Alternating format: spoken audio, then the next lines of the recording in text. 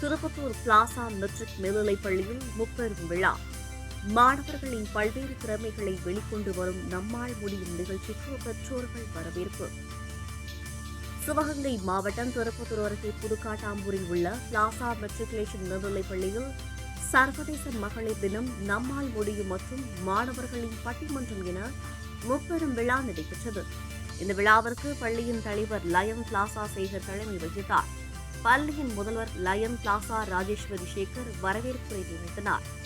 இந்த நிகழ்ச்சியில் சிறப்பு அழைப்பாளர்களாக திருப்பத்தூர் பேரூராட்சி சேர்மன் கோகிலராணி நாராயணன், சிவகங்கை அரசு கலைக்கல்லூரி பேராசிரியை ஹேமமாலினி, பாரதி இலக்கிய கழக தலைவர் ஜெயச்சந்திரன், மருத்துவர் இந்துமதி, கிரீதர் முத்து, ஜோதி பழனிவேல், கவிஞர் பார்வதி கமலநாத், திருப்பத்தூர் ஆறுமுகநகர் அரிமாசங்க தலைவர் அபுதாகிர் மற்றும் கவிஞர்கள் சுகன்யா, மனோகரன், பார்கவி, லட்சுமி, இளம் கவிஞர் சண்முகா, சிவானி, பேராசிரியர் பாலசுப்பிரமணியன், பேரூராட்சி வார்டு கவுன்சிலர்கள் கோமதி சண்முகம், சாந்தி சோமசுந்தரம், நாகம் மீனாள், திருஞான சம்பந்தம், சரண்யா ஹரி, ஜமீன் நமாஸ் உள்ளிட்டோர் கலந்து கொண்டனர்.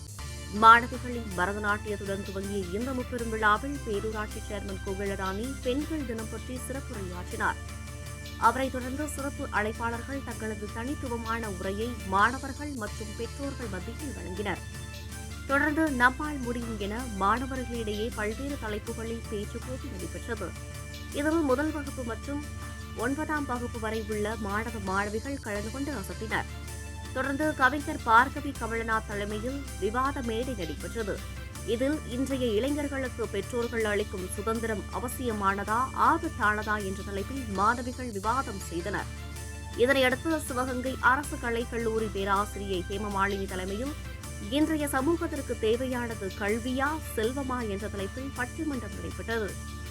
இதில் 4 மாணவ மாணவிகள் கல்வியின் முக்கியத்துவம், தனித்துவம், அவசியம் குறித்தும், 4 மாணவ மாணவிகள் செல்வத்தின் முக்கியத்துவம் மற்றும் அவசியம் குறித்தும் போட்டி போட்டு பேச்சுக்களால் அசத்தினர்.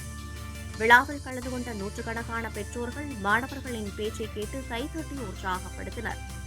முதலாவது ஆண்டாக நம்மால் முடியும் நிகழ்ச்சி நடைபெற்றது. இவ்வாண்டு முதல் மாணவர்களின் பல்வேறு திறமைகளை வெளிக்கொண்டு வரும் நோக்கில் ஒவ்வொரு ஆண்டும் நம்மால் முடியும் நிகழ்ச்சி நடைபெறவுள்ளது. விழாவில் பங்கேற்ற சிறப்பு அழைப்பாளர்களுக்கு பள்ளியின் தலைவர் லயன் பிளாசா சேகர் மற்றும் பள்ளியின் முதல்வர் லயன் பிளாசா ராஜேஸ்வரி சேகர் ஆகியோர் இணைந்து பொன்னாடை அணிவித்து நினைவு கேடயம் வழங்கி சிறப்பித்தனர். விழாவில் பள்ளியின் துணை முதல்வர் சங்கர் நன்றி உரை நிகழ்த்தினார். மிகவும் பெருமிதம் கொள்கின்றேன். அவர்களுடைய தந்தையாக இருந்தாலும் சரி, கணவராக இருந்தாலும் சரி, அவர்களுடைய ஆதரவால் மட்டுமே ஒரு பெண் வெளியில வர முடியும். நம்ம கிட்ட இருக்கிற திறமையும், நம்ம கிட்ட இருக்கிற தன்னம்பிக்கையும், நம்ம கிட்ட இருக்கிற போல்ட்னஸும் வெளியில வரணும் அப்படின்னு சொன்னா அதுக்கு நமக்கு ஊன்றுகோலா, பேக் போனா யாராவது ஒரு ஆள் இருக்கணும். அது தந்தையாளாகவும் கணவனானால் மட்டுமே முடியும் என்பதை நான் இந்த இடத்தில் பதிவு செய்து கொள்கின்றேன். அமெரிக்காவில் கருப்பினர் வன்முறை பற்றி ஒரு கட்டுரை தாண்டி அவர் தூக்கில் அடைக்கப்பட்டார். விஷயம் அவங்க பேசின தலைப்புகளை தாண்டி அவர்கள் சேகரிச்ச அந்த விஷயங்கள் இருக்கு இல்லையா, பயங்கரமா பேசிட்டாங்க. சுதந்திரம் முக்கியம் தான், சுதந்திரம் இருந்தாதான் இந்த சமுதாயமாக இயங்கும்னு சொல்லிட்டாங்க. அதுக்காக இவங்களை பேசாம விட்டுற முடியுமா? எதை செய்யறோமோ அதுக்கு கட்டுப்பாடு இருக்கு. கட்டுப்பாடுகளை செய்வதுதான் சுதந்திரம். அந்த குழந்தைக்கு 17 வயது ஆகும்போது அமைதிக்கான நோபல் பரிசு வழங்கி கௌரவித்தது ஐநா. ஐநாவில போய் அந்த குழந்தை பேசும்போது சொல்லுச்சு, ஒரு பேனா, ஒரே ஒரு புத்தகம், ஒரு குழந்தை நினைத்தால் இந்த உலகத்தையே மாற்றி அமைக்கலாம். இங்கு எத்தனை குழந்தைகள் இருக்கிறது? உங்கள் ஒவ்வொருவருடைய கனவும் சரியானதாக இருந்தால், உங்கள் சுதந்திரத்தை ஒழுக்கமான முறையில் நீங்கள் சரிவர செய்தால், இந்த உலகத்தையே மாற்றும் வல்லமை இந்த ஒவ்வொரு குழந்தைகளிடமும் இருக்கு அப்படின்றதுக்கு ஒரே ஒரு சான்றுதான் மலாலா. உங்கள் தாய் தந்தையரை உங்களுடைய ஹீரோக்களாக முன்னிறுத்துங்கள். உங்கள் வாழ்க்கையின் வெற்றி நிச்சய குழந்தைகளை 2-3 மணி நேரம் திரையில் போட்டி மறையும் நடிகர்களின் பின்னால் உங்கள் கவனத்தை செலுத்தாதீர்கள். உங்கள் வாழ்வின் மேம்பாடே தன் வாழ்வு என்று உயிரை துறந்து வேலை செய்யும் உங்கள் தாய் தந்தையரை போற்றுங்கள். உங்களுடைய வளர்ச்சி, வெற்றி என்பது நிச்சயிக்கப்படுகிறது. இன்னும் டெலிவரிக்கு அப்புறம் மேடம் சொன்ன மாதிரி 2வது குழந்தை ஒரு கேர்ள் பேபியா இருந்ததுன்னா நல்லா அப்படியே ஆர்வமா வாங்க டவலெல்லாம் வச்சுட்டு வெளியே வெயிட் பண்ணுவாங்க. பெண் குழந்தை அப்படின்னு ஒரு பிரைட்டா அந்த பல்பு மாதிரி ஆகிறதுன்னு நான் பார்த்துட்டு தான் இருக்கேன், நிறைய பார்க்குறேன். அந்த எண்ணம் எப்போ மாறும்? அதாவது அந்த அந்த ஃபியூஸ் போன பல்பு வந்து தந்தைமார்களாக இருந்தால் பரவாயில்ல, என்ன சொல்றது, மாமியார் அதுவும் அந்த ஃபியூஸ் போன பல்பு கொஞ்சம் ஒரு பெண் குஞ்சியாக பார்க்கறதுனால எனக்கு ரொம்பவே வருத்தமாக இருக்கு. ஸோ எல்லார்கிட்டையும் நான் கேட்டுக்கிறது என்னன்னா, பெண்கள் எந்த வீட்டில் அறிவா பொறுப்பா இருக்காங்களோ அந்த வீடு மட்டும் அல்லாமல் அந்த நாடே வந்து சுபிக்ஷமாகும் அப்படிங்கிறது வந்து ஒரு உண்மையான கருத்து.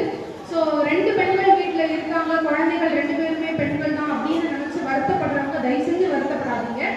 எப்படி வந்து ஒரு ஃபிக்ஸட் டெபாசிட்டோ அப்படிதான் வந்து பெண் குழந்தைகள். ஸோ என்னைக்குனாலும் வந்து கைவிட மாட்டாங்க அப்படிங்கிறது என்னுடைய தாழ்மையான கருத்து. ஒரு பெண்ணுக்கும் அவங்களோட தனிப்பட்ட கருத்துரிமை வேணும், அதாவது யோசிக்கிற தன்மை வேணும் அப்படிங்கிறத நான் எல்லார்கிட்டையும் கேட்டுக்கிறேன். இங்கே இருக்கிற தாய்மார்கள்கிட்ட மெயினாக கேட்டுக்கிறேன். நீங்கள் வந்து உங்களோட முடிவு தான், நான் சொல்றதுதான் கரெக்டு அப்படின்னு நீங்கள் நினைக்கணும்னு நான் சொல்லலை. ஆனால் ஒரு விஷயம் நான் பண்ண போகிறேன் அப்படிங்கிறது உங்களுக்கு முதல்ல தெளிவு வேணும். ஸோ அதை வந்து நம்ம மற்றவங்கக்கிட்ட, நம்ம அப்பா கிட்டையோ அம்மா கிட்டையோ கணவர்கிட்டையோ மாமியார் கிட்டையோ எப்படி அதை எடுத்து சொல்லி அவங்களுக்கு புரிய வச்சு நமக்கு வேணுங்கிறத நமக்கு அவங்களுக்கு புரிய வைக்கணுங்கிறத நம்ம யாரும் கை பண்ணுறதே இல்லை.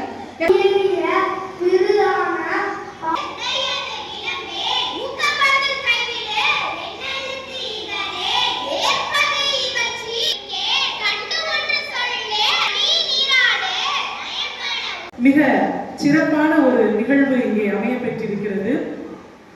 சாதாரண அப்போ பணம் சோதனைக்குரியது, கல்வி சாதனைக்குரியது. நான் நேற்று பார்க்குறேன், ஒரு அம்மா காதை சுற்றி நகை போட்டிருக்கு.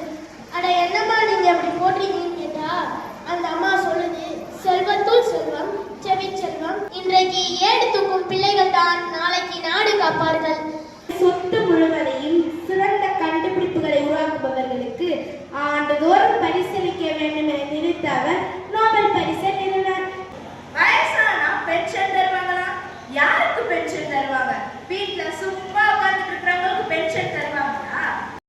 தான் வாழ்க்கையை உயர்த்தும் என்று கூறி விடைபெறுகிறேன். கல்வி உங்களை கைவிடாதுன்னு சொன்னாங்க மகாத்மா காந்தி. இப்படி அறிஞர்கள் எல்லாம் சேர்ந்து ஏற்றி அறிவுரை நீங்கள் மூவரும் சேர்ந்து அழைக்கின்றார்கள்.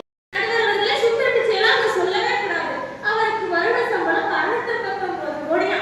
எழுத்தாளர் பஷீர் பற்றி சொன்னாங்க.